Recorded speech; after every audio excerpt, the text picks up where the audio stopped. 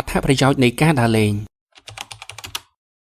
ការដើរលេងមិនមែនដើម្បីតែសប្បាយមួយមុខទេតែវាក៏នាំមកនូវអត្ថប្រយោជន៍ជាច្រើនមិនថាចំពោះបុគ្គលឬដល់សង្គមនោះទេ 1. ដើរលេងធ្វើឲ្យសម្រស់យើងក្មេងជាងវ័យ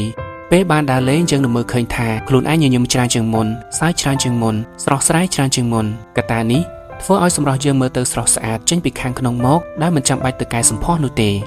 2. ដើរលេងធ្វើឲ្យយើងបាត់ stress នៅពេលដែលយើងបានដើរលេងយើងនឹងមានអារម្មណ៍ថាសប្បាយចិត្តហើយភាពសប្បាយចិត្តនឹងរុញច្រាននៅទុក្ខកង្វល់ឬភាព stress ចេញពីខ្លួនរបស់យើងបើគ្រាន់តែដើរលេងដើម្បីបដូរមកវិញនៅអារម្មណ៍ល្អៗនិងជីវិតមួយដែលរីករាយហេតុអ្វីយើងមិនធ្វើវាតែរាល់ការដើរលេងមិនប្រកាសថាទោះតែចំណាយលុយច្រើនបានដើរលេងសប្បាយនោះទេយើងអាចដើរតាមលទ្ធភាពដែលយើងមានហើយសំខាន់ត្រូវតែចេះឆ្លៀតពេល 3. ដើរលេងជួយបង្កើនប្រសិទ្ធភាពការងារបានកាន់តែល្អ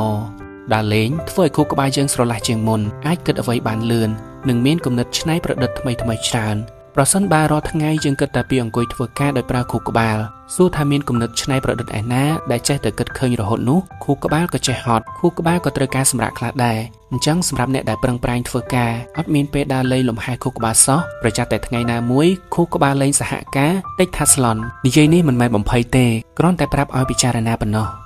ទី 4 ដើរលេងធ្វើឲ្យយើងបានរៀនអ្វីថ្មីនៅពេលដែលរាងកាយយើងធ្វើបំលាស់ទីយើងក៏បានធ្វើលំហាត់ប្រាណដែរជាពិសេសភ្នែកយើងបានឃើញអ្វីថ្មីៗជាច្រើនថាមិនត្រូវយើងអាចទទួលបានគំនិតល្អៗដែលអាចជួយដល់ការងាររបស់យើងវិញក៏ថាបានម្យ៉ាងវិញទៀតបទពិសោធន៍ពីការដើរលេងក៏បង្រៀនយើងបានច្រើនផងដែរ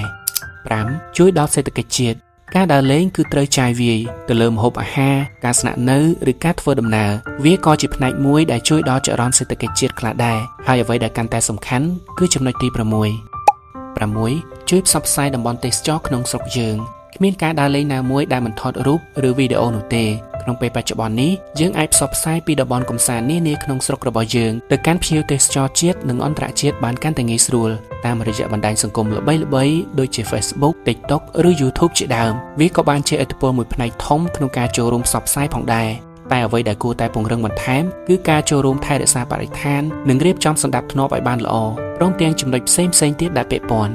តែអ្នកទាំងអស់គ្នាយល់ថាការដើរលេងមានសារៈសំខាន់អ្វីខ្លះសូមចែករំលែកជាមួយ Crash នៅទីនេះ